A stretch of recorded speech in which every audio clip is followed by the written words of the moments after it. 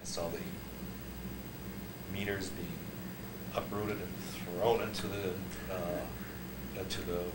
windows, and I remember the police were in there, and there was a fire going on, and I remember that there was a van, and they opened the door, and all the transvestites left the van, you know, and ran out.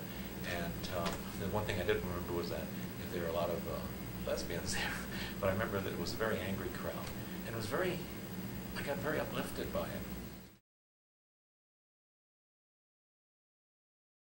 One of the first things we did was when I was there with Jenny and Tim, and I forgot some of the other people's names. We joined a consciousness raising group, and it was a mixed group, and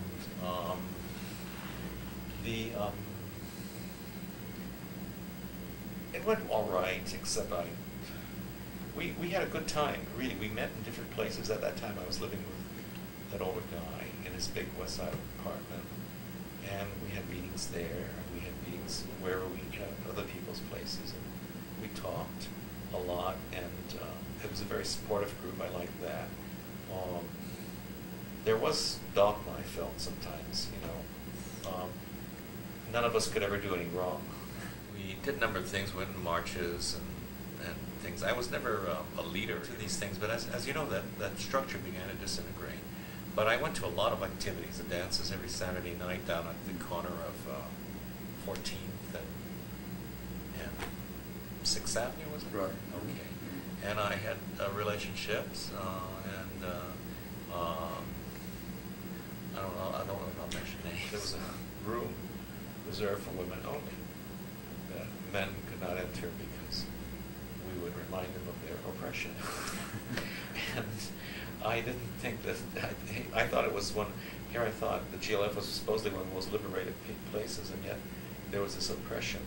GLF was not different from any other institution in American life.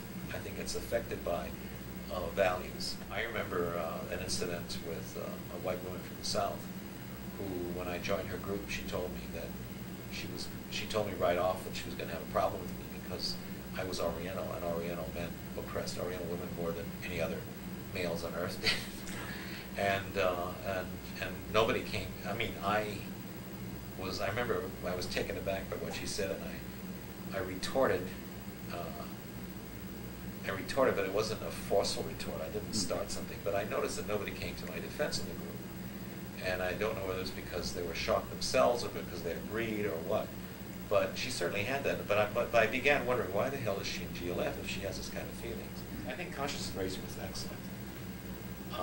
Because, every time when I approach things, I always feel the tinge of that. It's always there in the back. I always I try to look things from that other person's perspective. It's made me a more independent person, frankly.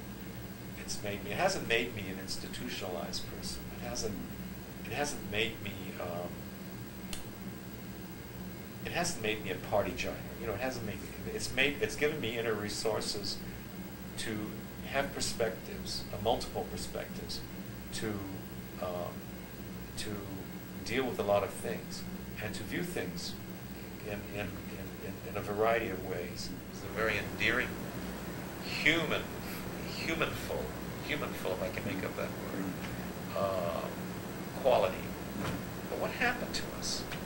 What happened? And I somehow expected to be still with a lot of these people until now, but it just hasn't happened. My New York experiences were very formative for me, and especially that period. GLF was risk-taking.